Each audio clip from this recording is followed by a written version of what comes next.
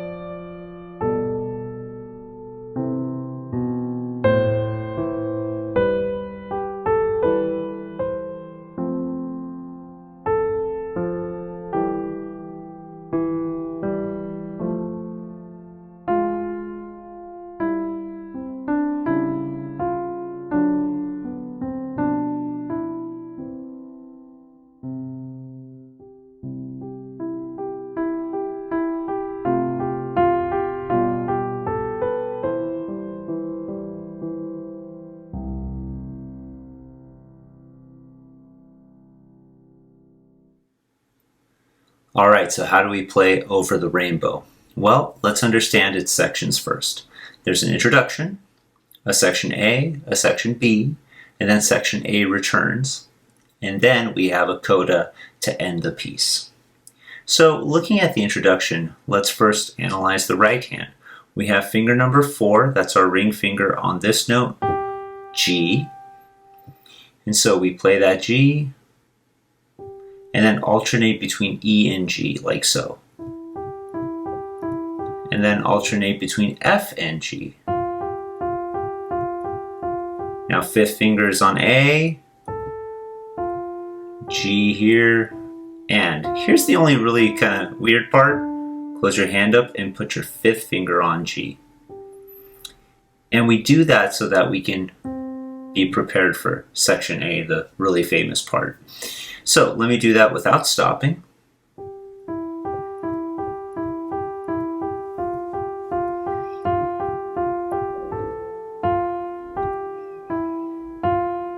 Close your hand up, just like that. As far as the left hand goes, we have got left hand finger 5, that's our pinky. We place it on C, finger number 1, our thumb, place it on G.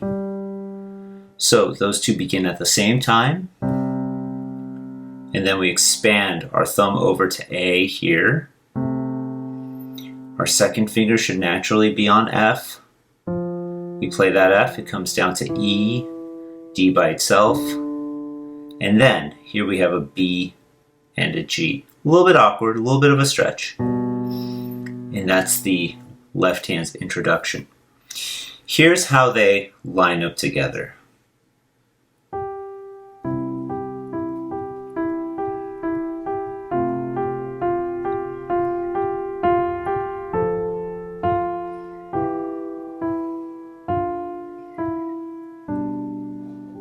And into the section A. So, what I want to tell you about section A and section B, you have to embrace moving your hands a lot, jumping a lot. There's some gaps, some intervals wider than the fifth, meaning the fifth is just like your first finger to your fifth finger if your hands are nice and curled. That's a fifth. But the piece begins with an octave from a low C to a high C. And so instantly that makes me change my position. And then I have to go down an octave up to A here and down to G. That's just the first part of section A. Let me play that right hand for you without stopping.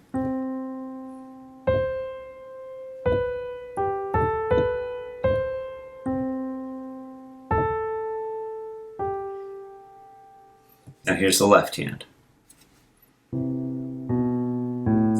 Put your second finger on E, and then move. Fingers 4 on E, 2 on G. Now 3 and 1 should naturally be on F and A. That's why we made that move. An F by itself, then 4 and 2. That's our ring and pointy finger, for lack of a better term, right? So, once again, our left hand begins with C and E. Fingers 3 and 1 at the same time.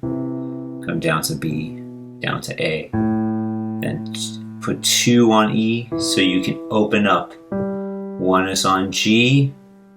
Come even closer to the middle, 4 and 2. And that way you're set up here. An F by itself. E and G. Here's what they sound like together, and here's how it lines up.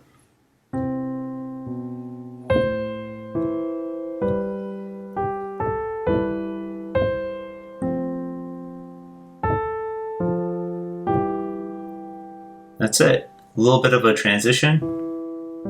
And here's kind of the second part of section A. So let's start with that transition. Left hand, E, G. You've got the F and the A, and then what's called an A flat, this black key, finger number 2. Cross underneath, 1 on G. This is awkward. We have this black key, C sharp, with finger 5, our pinky. G with finger 1, that's our thumb. And in order to accommodate this, we have to reach in a bit. You don't want to bend your wrist like this. That's a bad habit. That's not going to hold up when you're performing for someone. Reach in. And that way, the next interval here, D and F sharp, isn't too bad either. A little bit awkward here. 5 on B, 1 on F natural, a regular F. And then 2 should naturally be on E. Lift up. Like I said, your hands are going to move a lot. E, D, and we're back into the first part of section A. So let me play that left hand for you again without stopping now. Underneath, reach in, C sharp, G, D and F sharp, B and F, then 2, move. So let's talk about that left hand now. Excuse me, our right hand. I don't know my right and my left. So 4, that's your ring finger, on F. Everything naturally falls underneath your hand, except here, stretch your thumb to B, close your hand up. Let's do that again without stopping. We begin 4 on F. Down to E, E, F, D, reach and close your hand, D, E, C. Let's hear how our left and right hand lines up. I'll go nice and slow.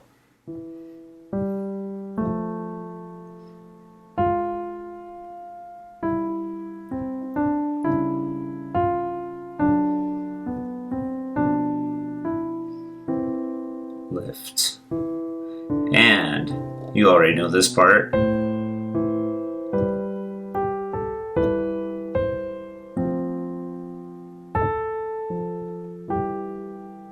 And you already know this part, so it's essentially a repeat. Left hand reached in.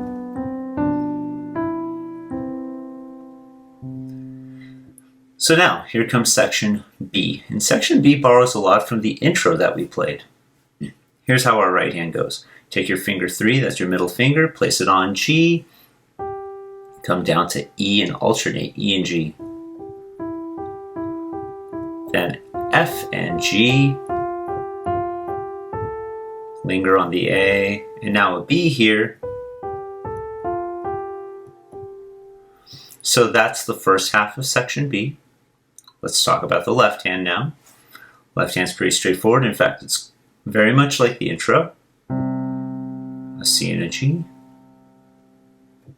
a C and an A, and now your left hand is in the position it needs to be to place 5 on C, 2 on F, 1 on A, back to the F, move slightly, a B and a G. Let me show you how those line up now.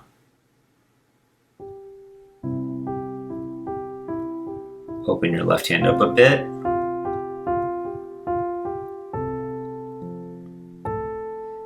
And I realized that I began the right hand with a different finger than I told you, so let me do that one more time. I started with finger 4. I was able to save it, but I want to be consistent, so start with finger 3. My apologies. Here we go.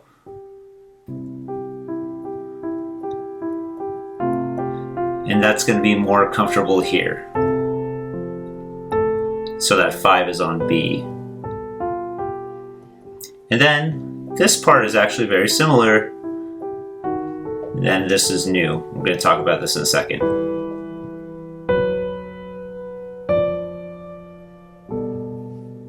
Okay, so what just happened there?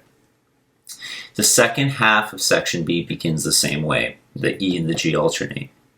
But then there's this new material. We have 2, that's our pointer finger on F sharp. 4, that's our ring finger, on A. We're going to alternate between those 2. Then 5 should naturally be on B. Switch to 3 on B, that's your middle finger. So your 5, your pinky's on D. 2 on A. And then section A is going to return. In that moment, your left hand finger 4 will be on E flat, like that. And then we've got an E and a G, 1 and 3. I should say 3 and 1 respectively. 2 is on F sharp. 3 is on a regular F. And then a little awkward here, a little bit of a stretch. 5 on B, 1 on G. So let's hear how that goes together.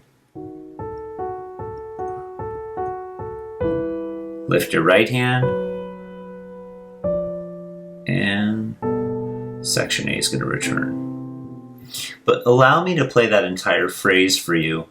This is the second half of section B. And here's the new material.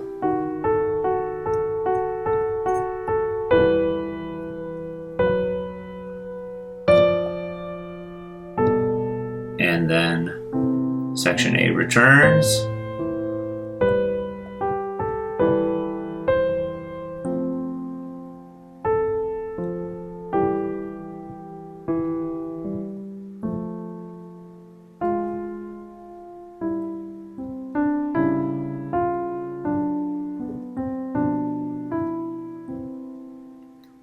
Now here's the coda, the ending of the piece, which borrows quite a bit of material from section B and even, of course, the introduction. We have G alternating between E and G. We've seen this several times. 2 on F now. Now here's the tricky thing. Bring your thumb, your finger 1 onto F. Climb up one white key at a time until you get to this E and C. And of course you're going to do it without hesitating. Let me show you again without stopping.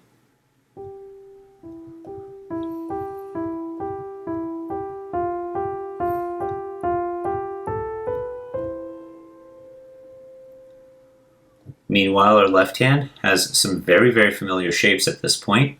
C and G at the same time. C and A. Keep this shape of your left hand, move it down a set of white keys, B and G. And end it with E and G here. And this low C to help you. I don't know why I said to help you, but that low C ends it. Sometimes I say weird things. Anyways, so here we go. Here's what it sounds like, the coda with both hands at once.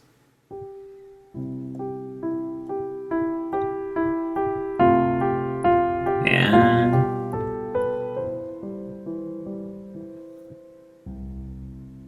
that low C finishes it off. Beautiful.